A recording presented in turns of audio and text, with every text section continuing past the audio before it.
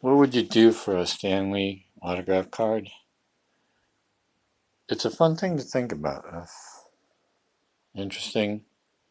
Kind of wonder, what would you do? I find myself thinking that I really never did much of anything for too many autographs. I have asked a few people, Art Linkletter, Anthony Montgomery, some probably authors or comic book artists and writers for their autographs. But most of the time, the autographs have come from my wife.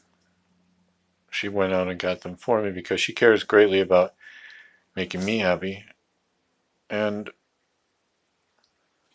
I've gotten them from family and friends, but I really, for some reason, except when I was a little kid, didn't ask people for autographs too much.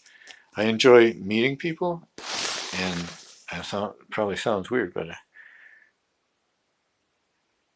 I don't know what they're worth.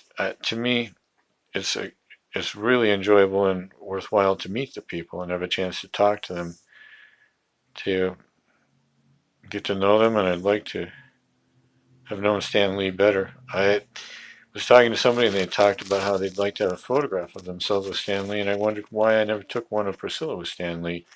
She really talked to him quite a lot, and they had, well, common ground. They both liked licorice. What do you call it? Black licorice jelly beans. She was happy to share them with him. He didn't realize they still made something like that, and she gave him the rest of them. Well, anyhow, there's several things that were interesting about meeting Stan Lee, bumping into him, having him in the room next to us in the hotel one time.